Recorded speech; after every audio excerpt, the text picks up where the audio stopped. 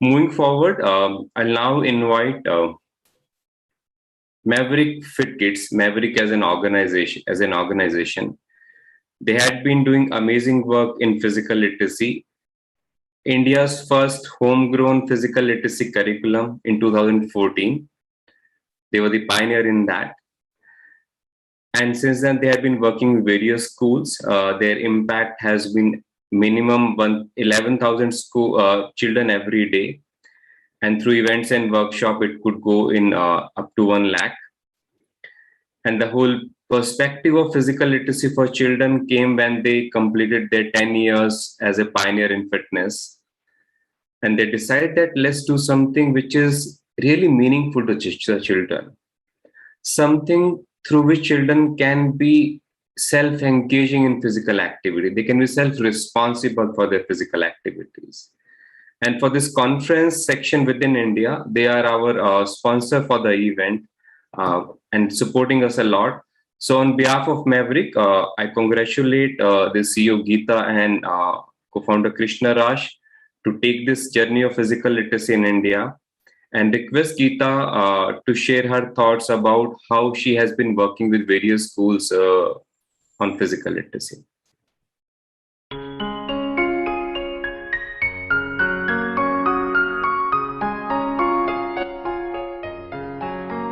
Situations in life have kinesthetic, logical, and collaborative components. Solutions, therefore, need to be born from every individual being intellectually, physically, emotionally, and socially engaged. Welcome to Maverick. I'm Geeta Krishnaraj, CEO of Maverick Literacy Private Limited, India's first physical literacy curriculum in schools since 2014. I'm a holistic lifestyle coach with the Czech Institute USA, a metabolic typing advisor from Health Excel UK, and a certified yoga teacher from Yoga Alliance International, besides being a professional classical Bharatanatyam dancer for over 40 years. I'm also a curator of physical literacy, and I'm associated with the IPLA, the International Physical Literacy Association UK, as a member of their training and education group. We at Maverick are very grateful that in learning and serving physical literacy, our lives have been enriched and has become worthy. Learning is the relationship between three components: the student, the teacher, and the content, all set in a social bubble called the school, which in turn is part of the larger society. Every student needs to answer the why of being healthy to begin their physical literacy journey. Maverick helps create a disposition of self-discipline in students by using the principles of the action-feeling cycle embedded in the choice-consequence fabric. That is, our behavior stems from feelings and emotions on the one hand, and our thoughts and beliefs on the other, both of which are in turn caused by our experiences and our memories. We strive to create experiences that enrich the students' positive feelings. By enumerating the varied consequences of every experience, we help them make better choices that in turn shapes their feelings and beliefs about their health, cyclically influencing their behavior. The Maverick process is very scientific and helps students choose positive life-affirmative behavior. Hi everyone, this is Pratiksha of NSN Memorial Senior Secondary School, Chennai. I'm in class 12. I got to know about Maverick Kids program when I was in grade 5. Maverick introduced me to the world of fitness and also taught about healthy eating habits. Exercises to rhythmic music inspire children like me to start and continue to stay fit. Thanks to Maverick. The teachers, on the other hand, need to address the how by understanding that teaching is not an act of control, leading an unfinished child to a predefined outcome. The how is a unique chemistry that the teacher weaves on their students to effectively facilitate learning. We empower teachers to be facilitators rather than instructors, making them view physical activity through the lens of consistent engagement for life for every child, rather than as a competitive field of expression for just a few. We provide the necessary knowledge and tools to engage in a wide variety of activities, the scientific processes that will lead to positive experiences for their students. Hi, I am George and I have been a Maverick Fit Kids trainer since 2016. Before Maverick, I used to focus on goal and competition. Maverick Physical Literacy has made me focus on the process, making exercise a part of life, like eating and sleeping. Every student does every activity differently. I work to make exercising a happy part of every student's life. And of course, the content answers the what. Currently, physical education, by and large world over, does focus on providing exposure to students in a multitude of activities. But these still fall under a segmented learning approach, where transference of knowledge beyond the scope of that particular activity is not established. Cumulative learning, on the other hand, is where students transfer knowledge across contexts and build their knowledge over a period of time, thereby becoming willing to explore newer avenues to find meaningful activities to engage in for life. The content or lesson plans that Maverick provides have cross-curricular exposure and adopts the pedagogy of cumulative learning with a free flow of concepts and principles from varied physical, cognitive and affective domains. That is, we not only build upon existing knowledge within a vertical to facilitate cumulative learning, we support combinatory play, that is, combining ideas to form new ones in a crossover of experiences to enrich the student's physical literacy experience. Incorporating the research findings on embodied learning, neuroplasticity, rhythmic literacy, pattern recognition, multiple intelligence, and the cognitive value of movement, the Maverick Fit Kids Physical Literacy Curriculum combines principles of various fitness regimens, dance, yoga, and sports drills, presenting the science of physiology with the art of self-awareness and meditation. We present comprehensive lesson plans digitally via a trainer app for the teachers and a student app for each student, which are detailed with animated videos, instructions, customized music, and simple implements, adding immense richness and depth to any school's agenda for the holistic development of their students. Hi, my name is Chitra Prasad. I'm the correspondent of the NSN Group of Schools. The Maverick Fit Kids program is a fun-filled session for the students, which they enjoy thoroughly and look forward to. It is a vibrant program which also creates awareness in the students about the importance of being healthy and fit.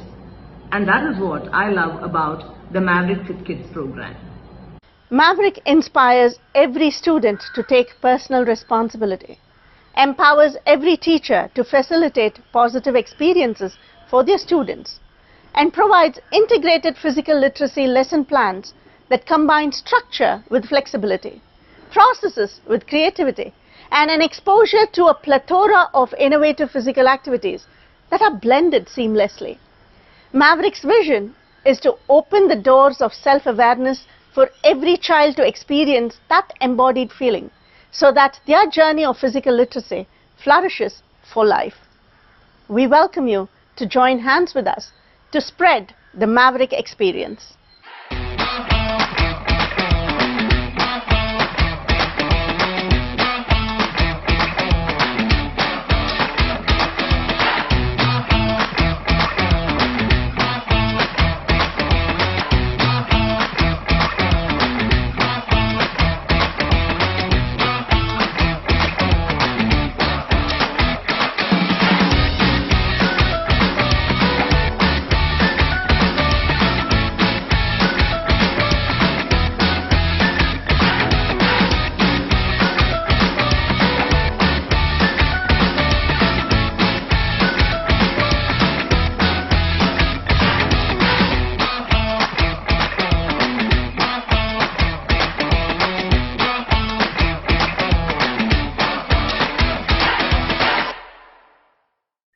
Thank you all so much for joining us. This is a dream come true for me because when Maverick started its journey on physical literacy, we literally had to go explaining to everyone the importance of something that is so important called your human body, because without your body, you don't exist. And I'm so grateful to Chitra Prasad of the NSN Group of Schools for trusting us and starting this journey for us and being with us right through as a pillar of strength. And to every one of you right here and right now for making this dream of ours come true. Yes, Amit, I'm ready for your questions. Thanks, Geeta. It was quite useful for all the attendees also to understand the work which you are doing. First challenge, you said very clearly that it was initially tough to get this idea put across the school management. When we look at such program implementation on ground, and since we are a lot of physical education teachers as well, do you think teachers can learn it easily and start facilitating physical literacy based session? I think it's very easy. It's very easy because it's an attitudinal shift.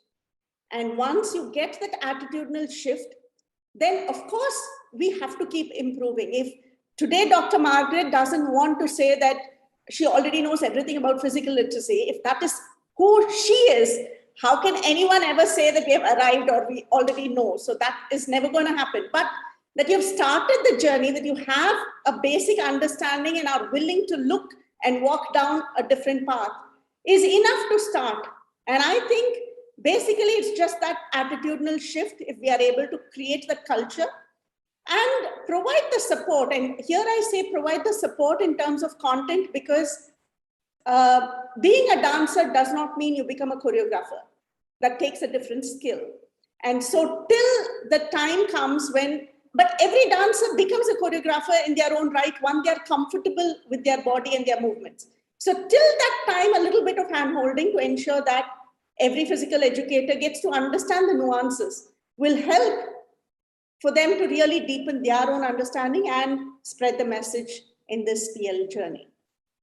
And in this model of physical literacy, how do you assess the progress of the children and how the parent assess that as well? Yeah, so we have 3 types of assessments. One are as required by the Government of India from schools on the fitness assessments, which is part of the PE program that is given to schools. So we have that as one segment of it. The second part is what we call the 3A review. The 3A review stands for Awareness, Advocacy and Action Plan. So the teachers who are, the trainers who are conducting the program get to know the students very well. And there are basic components that we want the child to know. Like, for example, suppose a 2-year-old is not able to control his ball.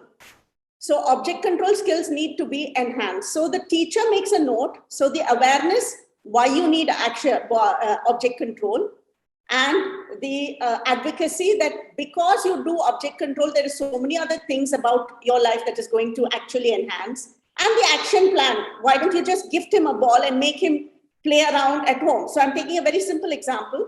So we do this for all grades across the year and send out reports to the parents on the awareness of a particular skill, the advocacy of why that skill is important and why we want them to encourage that, and the action plan of how it can be supported at home. And thirdly, we have, during this COVID times, especially because schools are closed, our digital app supports a lot of parental intervention, because naturally students can't use the app on their own, little ones especially. So there is a lot of ingrained things that are added to it. So there are, say, everyday challenges. So did your child eat 2 vegetables at least today? So the parent is expected to help the child understand why vegetables are important. And we have videos that showcase all that. So parents are supposed to facilitate that. And every time the child does something positive, they get stars. So they earn, say, 1,000 stars over a period of 6 months. And that motivates them that they are on the right path, especially for younger children. That becomes a motivating factor. Thanks, Geeta. Thanks for this initial introduction. And as she's already mentioned the website in the chat. So if anyone wants to get in touch, please do so. I request Geeta now to take the session forward. Absolutely. Thank you, Amit. And before I take the session forward, I also want to thank Dr. Margaret Whitehead for the personal interactions we've had, to thank Nigel, Karen, and everyone at IPLA for giving me an opportunity to be a part of such a big forum and such a large dream. And of course, Amit and Sonali and everyone at the Physical Literacy platform in India for supporting and being the family that I was looking forward to relate with to take the physical literacy message across. So thank you all so much. Moving on, let's begin with yoga. Yoga is a set of physical, mental, and spiritual practices that originated in India and can be traced to ancient texts as early as the 4th century BC. Unlike other forms of physical exercises world over that focus on muscle and movement patterns, the essence of yoga is in two fundamental principles: breathing and spinal alignment. All movements are formulated based on the spinal position: flexion, extension, lateral bends, and twists. And all movements are performed in sync to the inhalation and exhalation of the practitioner. Generally, the yoga asanas or poses are performed as isometric hold patterns that in turn strengthen the muscles. The basic essence of pranayama, or the science of breathing, is to elongate the exhalation to ensure that all the toxins are thrown out of the body. When such a negative pressure is built, the inhalation of oxygen is a natural, effortless process, and the volume of O2 greatly expands. Now, the ancient yogis found that chanting is a natural way to teach the body to elongate the exhalation. And so chanting is either done at the start of a practice or sometimes even as part of the asana pattern to help in extending the exhalation. Here we have a demonstration of Surya Namaskar with chanting by Abhishri Rajput, a sports officer at the Symbiosis International University. Thank you so much for joining us, Abhishri. Over to you.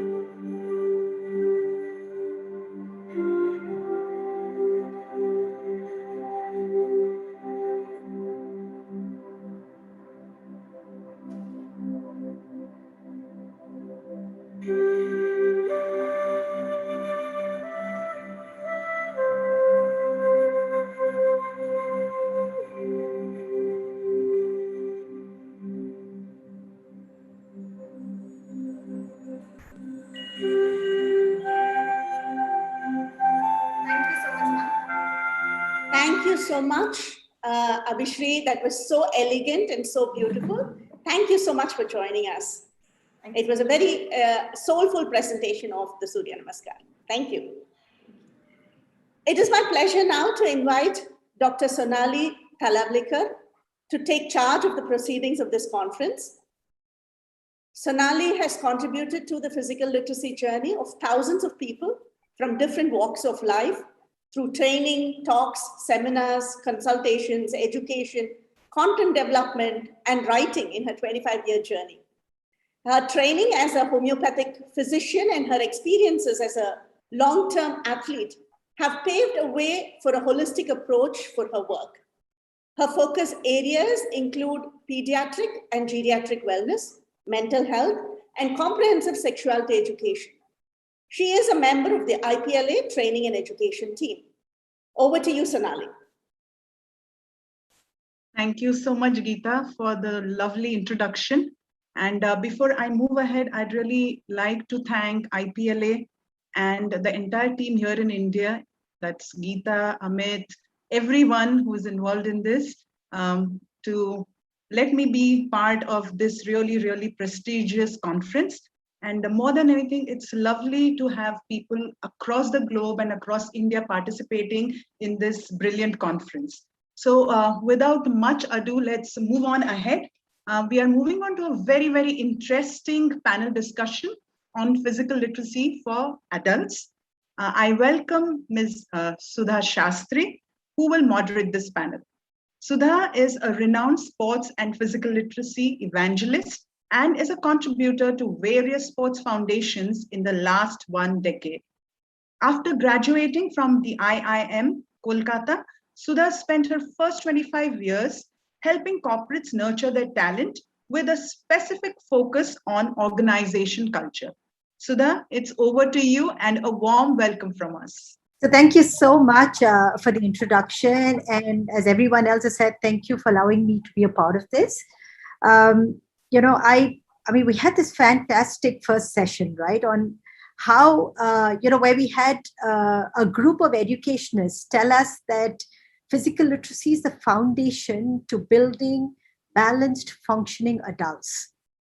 And, you know, it's my honor to be moderating a session on physical literacy and adults, because the conversations around physical literacy are fairly new. And for all of us who were already adults before the conversation started, we didn't really have the advantage of being exposed to this concept. So is it too late for us? Can we still build the confidence, the motivation, and the competency required to be physically literate? And that is what we are going to be discussing in the session today. To walk us through this, we have some really, really eminent, experienced panelists. First up is Ms. Sanjana Kiran. Hi, Sanjana. Sanjana is a high-performance sports psychology expert working with elite international athletes and coaches in their preparation for the Olympics, World Championships, Commonwealth Games, etc. A torchbearer for the athlete psychological safety campaign and an ambassador of athlete mental wellness. She curates peak performance mind labs, develops teaching material for online and offline courses, and is an adjunct lecturer at international universities. We are honored to have Sanjana with us. Sanjana, welcome. Thank you, Sudha. Our next panelist is Ashrita Datta. Ashrita contributes to physical literacy for adults in India as a senior fitness consultant and a fitness entrepreneur. She heads a startup, Tonabolic, a corporate leader turned into a fitness professional. She's a fitness coach, a fitness speaker and podcaster, a fitness consultant for multiple corporate offices. She's basically Miss Fitness. Welcome, Ashrita. We are honored to have you with us. Thank you for that lovely introduction, Sudha. Our third panelist is Mr. Nixon Joseph. He's the CEO of Children's Love Castles Trust and former president of SBI Foundation. Interestingly, Nixon took to running marathons at the age of 45 and has since done 51 full marathons. You know, he has been like a role model and a legend at SBI for his marathon running. He's been a regular speaker in various forums nationally and internationally. He has been designated as the Fit India Ambassador of Fit India Movement. He's an honorary professor at the School of Management and Commerce of ABG and has been felicitated as a COVID warrior by the Honorable Governor of Maharashtra. Welcome, Nixon. It's a pleasure to have you on our panel. Thank you, Sudha. Thank you very much. So let's start with you, Sanjana. We start with the first element of physical literacy, which is really motivation, right? So tell us about adult motivation and its relationship with physical literacy. Okay, thank you for the lovely introduction, Sudha, and really thank you so much for this opportunity. So talking about motivation, motivation generally in human beings is not very different between the young and the old. Perhaps the circumstances become a little different. So when we talk about motivation, the running and most popular definition is that motivation is the direction and intensity of any effort an individual takes. When we talk about direction of effort, we are looking at what is that an individual wants out of that effort. And based on the direction, the intensity of effort is kind of aligned, how much or how less effort an individual puts into that endeavor. Now, when we talk about motivation, we need to remember that the basic tenet of motivation is need. In other words, if I may put it this way, motivation is kind of largely based on needs. So as humans, we have various needs. And these needs kind of define to what extent as an individual is kind of self-motivated to do something. Now, several psychologists have put forth various theories on what type or what amount of motivation is needed, and more importantly, what kind of needs allow an individual to be self-motivated. So if I were to pick a few, one certainly is a need for autonomy, where an individual feels that they have the freedom to choose from how much they want to do something or how less they want to do something in terms of movement or activity. There could be motivation in terms of, do I have a choice on what activity I choose to engage in terms of movement? So how much how much amount of control do I have in whatever activity or whatever venture I'm into? So that need for autonomy can also decide how much or how less motivation an individual has. Moving forward, there could be a need for relatedness, where the individual feels a connection with what they do, the activity they do, how meaningful it is. The meaning could be that of joy, the meaning could be that of happiness, the meaning could be feeling fit, the meaning could be just kind of being able to spend time in something they believe is good for them, whatever the meaning might be. But that sense of relatedness is also important, because this also is a huge decider of self-motivation. Then we can talk about a need for competency, right? Where an individual feels the need to do well in whatever they engage in. They might feel to be like being the best. They might see a need to have progressive improvement with days that follow, weeks that follow. There could be a need to be better than others. So whatever satiates them. So the need for competency is also highly related to how much of self-motivation an individual has in engaging in something either somebody else is encouraging them to or they choose to do, right? So once all of these needs are kind of met, then the individual not just adopts a certain lifestyle. In this case, we can talk about a physically active lifestyle, a movement kind of lifestyle. They actually adhere to it. Now, is it a requirement that all of us have all of these three needs, the needs for autonomy, the needs for relatedness, the need for competency? Perhaps not, right? It really depends on that individual. It really depends on that individual's personality, on which of these needs is more important to them and which of these is less important. So, yeah. Now, when we talk about motivation or self-motivation, we also need to keep in mind that motivation takes birth from an intention. So intention is very important.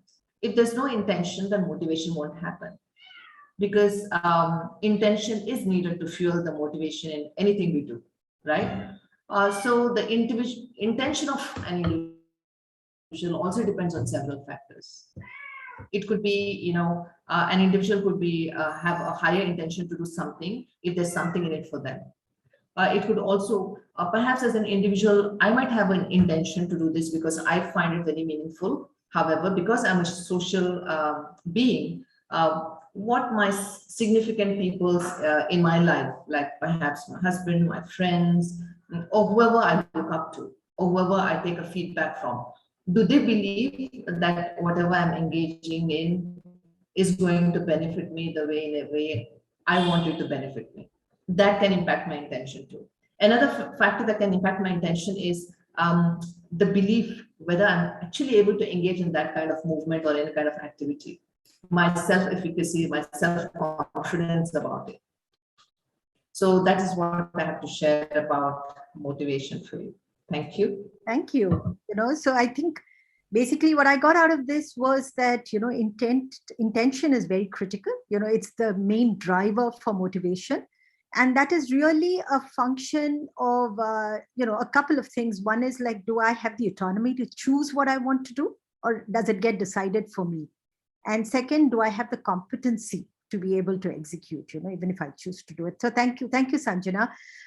Ashuta, we'll now come to you, and we did talk about, having set the intent, we need to still build the competency, and to kind of understand what we have, the population from which we can choose the activities that we want to do. And I think that's your space, right? You made the journey yourself from being a corporate honcho to being a fitness entrepreneur and then taking it to people.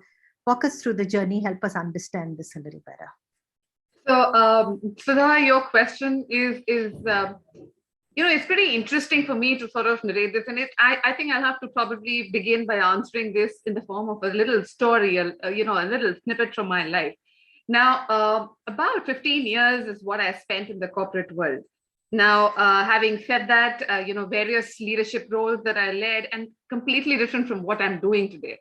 Now, I was happy doing all that I was doing, and that was quite gratifying too. And there was nothing wrong with it. Just that I felt the need that it was good work, but I wanted to probably start thinking about doing something which was not any longer work, which was an extension of what I like to do. Something which I would probably feel I would get up every morning and say, hey, this is what I want to do. Let's get up. Let's just begin by motivating more people, motivating myself, begin all with myself first. So, there was this 1 week and I thought of it that I'm going to just spend this 1 week trying to just analyze my life and find out in this 1 week, which is that 1 hour of the day, every single day that I feel I'm enjoying myself. I mean, like I'm having the best time of the day in that hour. And is it going to be looking after my child? Is it going to be probably some kind of activity that I do at work, which is exciting? Or is it just time spent with myself or just my tea time? And interestingly, every hour that I realized during the next 1 week that I started enjoying myself max was the hour when I was spending time with myself, exercising, working out, or just moving my body. So it turned out whether I was jogging, I was lifting weight, I was either dancing in or doing aerobics or just taking, a short hike in one of that day of the week, or just about swimming or doing Zumba. It just turned out to be where my mind, my heart, my body was completely absorbed. I think I was just, that experience is enthralling, is how I would like to describe it. Now, that was my turning point where I felt that I needed to certainly turn into being a fitness professional, where I need to educate myself to first becoming a fitness coach. And from there on, trying to devise a model which will turn me into a fitness entrepreneur. And the reason was deeper than that, not just because it needed to be a financial model working for me and I needed to be doing something and that would have taken the place of my work. What was important is impacting lives. What is important is, was I going to be able to make people experience how does it feel when your mind, your body, your heart, everything is in sync with each other and it's working together in a unison to probably make a huge amount of difference for oneself. And it's when oneself is kind of making tangible happiness for themselves, that we are able to impact other people in a very different light. So that to to answer this question, Sudha, was my turning point and movement. Lovely. And I think you just illustrated what Sanjana talked about, which is how important intention is to building motivation to do something. So, and I like the point you made about bringing body, mind, and soul together to be, to become a better performer. And with that, I think it's a great segue to Nixon. Nixon, as part of the corporate world, did you at any point of time notice that there was a significant correlation between, say, physical activity and performance of individuals? And why do corporates even need to look at this? I mean, what is their interest in this space? Yes. It's a very interesting question, and thank you, Sudha. I also thank IPLA and Amit Malik for inviting me to this very, very interesting discussion. See, exercise or physical activity, all of us know, it contributes very much to our well-being, general health. Everyone knows that it increases our energy levels, battles fatigue, improves our general well-being. And when we are when we are having a very good attitude, when we are happy and energized, we are more efficient and effective in all tasks of life. What happens is that when we think about physical activity, playing football or cricket or even doing running, we mostly focus on the physical benefits. But then there are compelling evidence which proves that any form of physical activity changes the way you think. That changes your approach to life, makes you more optimistic. So all these are the plus or benefits which accrue by being physically literate. I was not aware of any of these benefits till the age of 45. As in the earlier panel discussion, we were discussing about sports being inculcated in the curriculum, etc. Till the age of 45, I didn't give any importance to sports or even physical activity.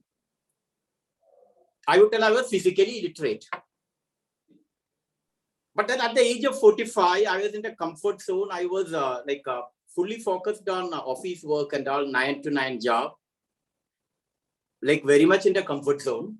I felt dullness in my life.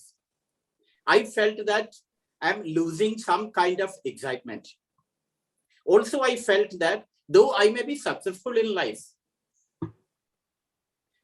a leader's success is not how much successful he is, but how much he is able to inspire others to be successful. I was thinking, as a banker, no one is going to tell me you are very inspiring. I don't think anyone goes to a banker and tells whatever he does that you are inspiring. So I thought this will be the way people are going to measure me also. I'm going to change. What to do to be different? Because you can change, you can inspire only if you do something different. So what is that I should do different from all the 250,000 officials of SBI to be different? I was thinking a lot. Then I thought there is generally a complaint against public sector bankers that they are lethargic. I thought I will change that outlook, change that attitude. I thought I'm going to be do something different, which will change myself as well as portray a different face of a public sector banker, and also do something which will inspire thousands of people. So I decided I will do long distance running without knowing much about marathon running at the age of 45. So many people discouraged me. Don't do it. This is not the right age to do this kind of physical activity. But then I thought, if I don't do it now, I am not going to be a different person. I am not going to be a change. I am not going to inspire others. So whatever be your opinion, I am going to come out of this prison. I am going to come out of this cage of all the opinions given by others. Because many people around us give the opinions from childhood onwards. You won't be a good athlete. You won't be a good dancer. You won't be a good public speaker. I was also brought up in receiving so many opinions, which became part of my belief. And I lived in that prison till the age of 45 that I cannot do much of physical activities or sports, etc. I thought I'm going to break that prison, come out of that prison and started running. First marathon running was quite horrible because that was something which I was entering a field which was quite new to me. But when I got the finisher's medal after 7 hours of toiling, dragging myself to the 42nd kilometers, it gave me the message that if you're determined, you can achieve anything in life. So I went to Japan on an assignment. There I found 60-year, 70-year, 80-year, 90-year-old men, women taking care of their body like anything. It's not running along, swimming, jogging, working out, etc. they do.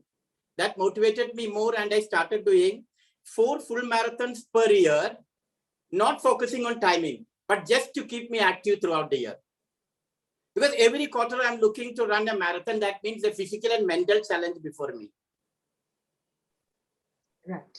Therefore, that makes me, like, I have to train for it throughout the year. I have to practice all this, makes me disciplined, more determined, etc. So what has happened is, like, as you told, I completed 51 full marathons. 5 of these I did inside my apartment only when there was lockdown, because we were not allowed to do practice or go outside our residential complex. Because only I wanted to give the message that if this is your priority, if physical literacy is your priority, then you will find time for it. Otherwise, you will be looking for excuses. And what it has benefited me is that when I look back, I find that it made me very positive. It made me very productive. It gave me the confidence that whatever be the challenge in the office, whatever hurdles come before me, I have the confidence, I have the determination to face it all. And I would share with you that when I was regional manager in Garo Hills, Meghalaya, as regional manager, like 2 of my colleagues were kidnapped. They were 18 days in the captivity of the kidnappers. But then I was there, I was facing all this. I took it as a challenge and decided that somehow I will get my colleagues released. From where did the confidence come? Where did the mental strength come? Mainly due to running only. And seeing me, many of my colleagues have started, they got inspired by me, they have started running. And therefore, SBI is now having a running culture. And what it is bringing to the organization is so many productive people, so many healthy people, so many people with good well-being, and they in turn inspire many others. This is something which I've seen with my eyes, that all those who are taken to do jogging or some kind of physical activity, if they are physically literate, I find them very happy, optimistic, having a different approach, having a positive approach to life. So that is why all the corporates should focus, give importance to physical literacy. Thank you. What a lovely story. I mean, and so inspirational. And what a great way to illustrate the point that Sanjana made, which is that if the intent is powerful, then the motivation will happen. And I think, the 2 of you actually demonstrate that through very different journeys, but a fabulous way to demonstrate that point. So Sanjana, coming back to you, are Ashrita and Nixon outliers? Are they the exception to the rule, or can all adults find motivation to become physically literate? I would say they're inspirers. All of us can do it, really. All of us can. Because before I started being physically active since the last few years, the last time I was physically active was 35 years ago, when I was, not even 35, perhaps 38, 39 years ago. When I was in my high school. And after that, I was not allowed to do Boy Scout because I was brought up in a conservative setup. So, and then I found myself back into physical activity. It's not even like I do gymming every day or I run every day, whatever little I can and whatever makes me happy. Because feeling happy is very important, right? Because it is a fact that, as we grow older, our ability to grow declines owing to maturation and, growing old itself. However, the beautiful thing about, the silver years, I have just entered silver years now, is that there's this childlike enthusiasm in us because the child within us gets activated, right? So that brings about a childlike curiosity as well. So when we listen to stories like Ashrita is a lot more younger than us. When we listen to stories like Nixon, we actually, that child in us kind of gets re-triggered, and that curiosity within is there. But like how Nixon did not listen to the naysayers, those who discouraged him, if we can be very wary of what is being told to us, how much of that benefits us and how much of that is pulling us down, then that curiosity can lead to an intention, which can lead into a motivation, right? Curiosity can be harnessed well in encouraging the silver and older population like me to adapt any kind of movement, any kind of physical activity lifestyle, and adhere to it as much as possible. While intention and self-motivation can take a while to grow in individuals who are not as active today, external motivation can keep them going. So some of the external motivation could be like, some kind of education for them about the biopsychosocial factors that are an outcome, a positive outcome of any kind of physical activity or movement. For example, biologically, there's a multitude of benefits, some of which, Nixon shared with us. It can also delay onset of illnesses. It can help us manage ongoing illnesses. That can be very encouraging. Psychologically, we feel elevated in mood. You feel a lot more happier, like Nixon mentioned. You feel pleasant, like Ashrita was talking about her time with herself, that time away from work where she was doing things for herself, engaging with herself was what she started loving and liking, which perhaps she didn't know earlier, right? And then the impact on the brain centers of any kind of physical movement, it can impact our memory, because memory does decline. When we talk about aging, it is those certain faculties and all of our physiological markers are kind of like, controlled by our brain. So as long as we can keep our brain centers active and going, and memory is one very important aspect to it.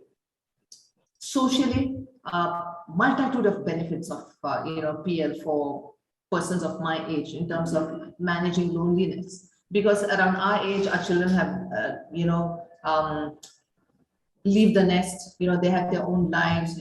We are kind of looking at maybe some kind of a retirement 5 years from now, 10 years from now, and some of us are already retired.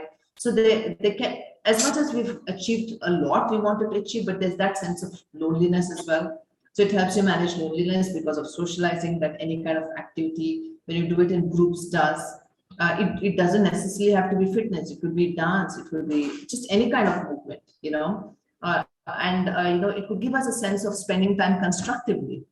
It could give us a sense of giving back to society, because when we make a decision to move to be physically active, especially so in groups, we encourage and inspire others. So as much as we get from it, we actually give back to the group of the society we are in. That can be encouraging too. And in terms of how to say, every individual, each of us, have a need to flourish, this need to flourish or flourishing in itself does not have like a timeline to it. You don't have to be a young person to want to feel the need to flourish, or to want to feel flourishful, if I were to use that. I don't even know if there's that term, but yeah. So you can start flourishing, or your life could be flourishing with a start at any point in life. It could be 50, it could be 60, it could be 35, it could be 40, right? So there's no barrier, there's no age limit to flourishing, and any kind of movement, any kind of physical activity can help you flourish, because it has these biopsychosocial impacts to that activity. So yeah. Very interesting. I think all of us associate physical literacy with physical well-being, but to hear, a practicing psychologist tell us that it is the basis for improving memory, for increasing happiness, reducing loneliness, to become more flourishing, to feel a little more fulfilled, I think is just, I think it's just so encouraging to want to start doing it. So Ashrita, to you, the question is that, let's say I find the motivation to do it. How do I do it? How do I suddenly at my age say, I want to be physically active, and I don't know where to start. And that's where you come in, right? So walk us through, as an adult, if I decide today and I find the motivation that Sanjana is talking about, how do I get around to doing it? Very interesting question, Sudha. And I think the most important section to start with, certainly, as Sanjana says, is the motivation. And, very often when I interact with people, and sometimes the challenge is that they've not been active, the first thing, the number one barrier that even if we were to research, we were to hear, is that the answer is, I don't have the time.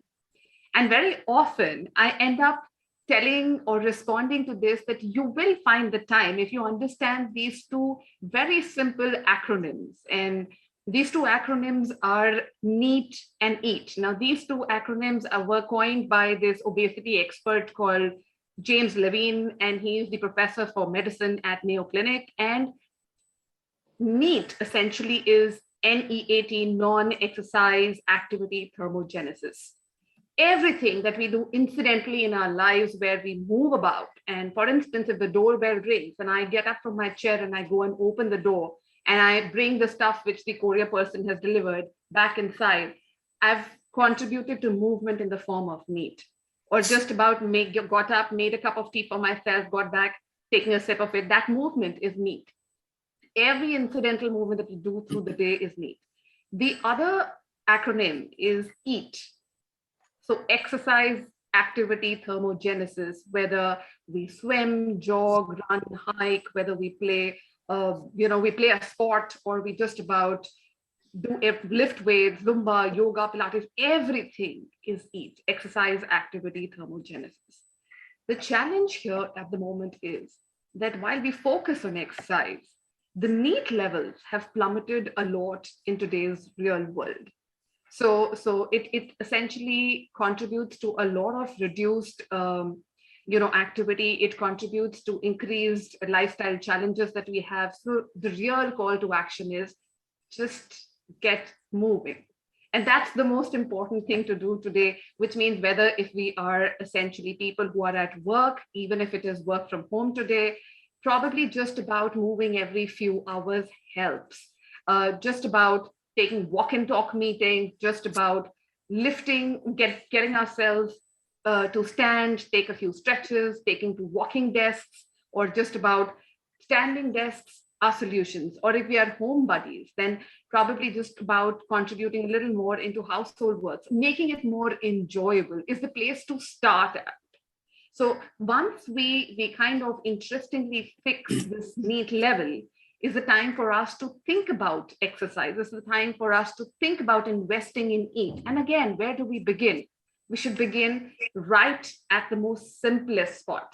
What do we enjoy the most? I mean, something that Sanjana said today, right now, a while ago, she likes to do anything that she finds pleasure in, she finds joy in, what is enjoyable.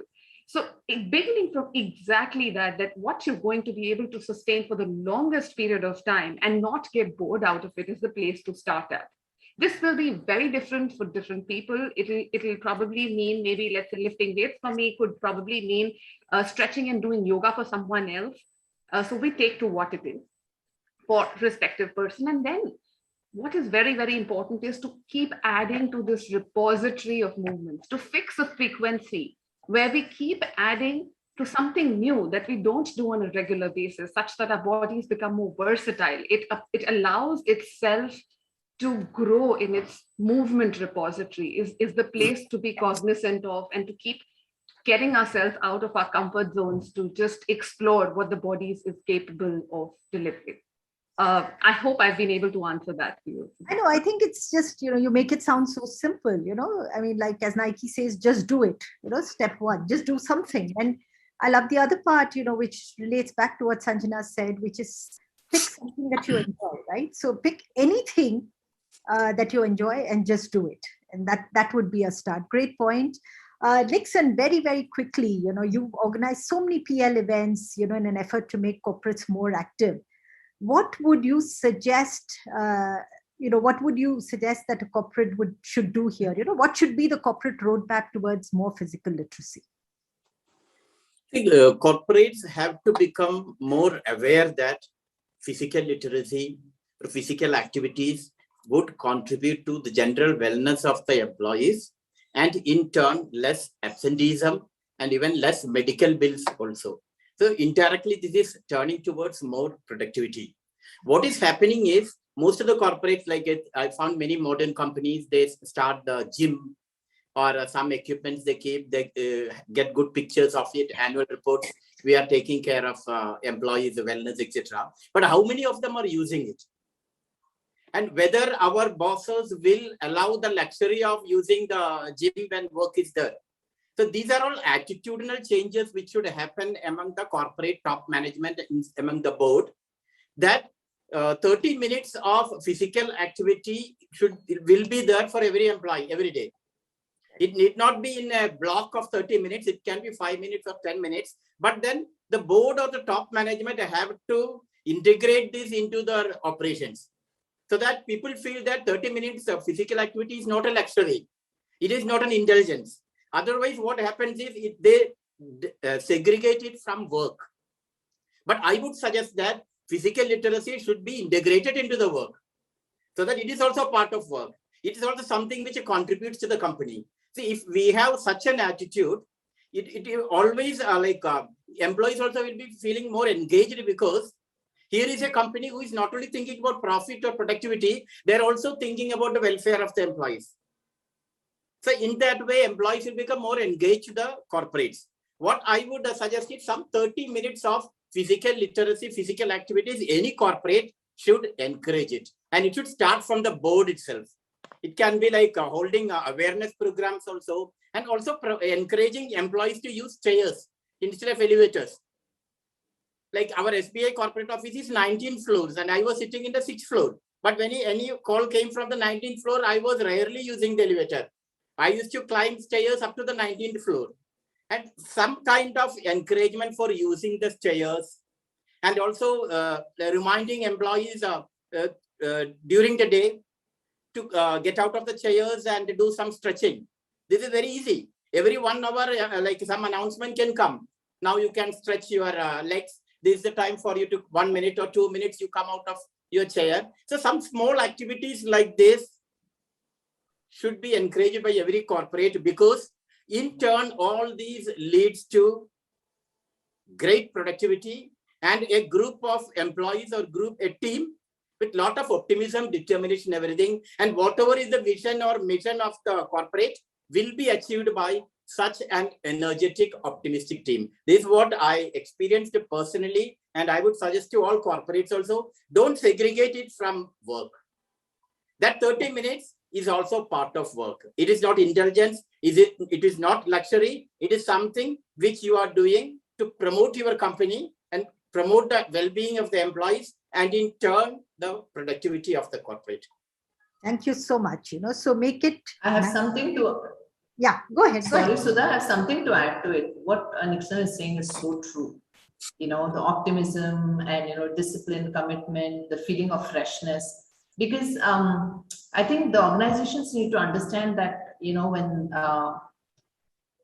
when the personnel are feeling mentally well, you see, that is when they're most productive.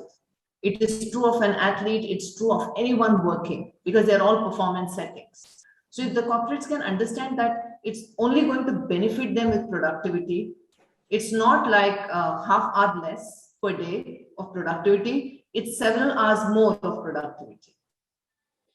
Correct. If they can understand that, they actually, by giving that half hour to the employees, they're actually getting back a few more hours per day per employee. They can understand that, but like Nixon said, it always starts with the board, unless the leadership do it, unless they experience it, there won't be a buy-in. Yes.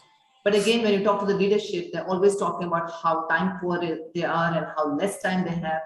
In fact, if they do physical activity and feel fresh and fine, they're so much more productive that they might find some more time to spend time with the family or do things they love.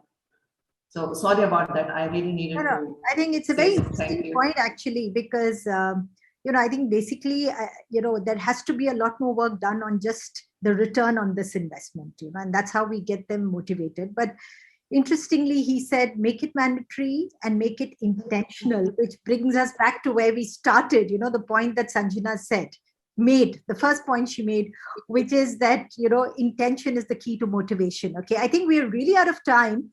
So, in the interest of time, I'm going to ask all of you one question, 1 minute each. Okay, what are your last words to this audience that is watching? Because we have a lot of adults here. If you had 1 minute to tell them something, what would it be? Each one, just take. Sanjana, you could start.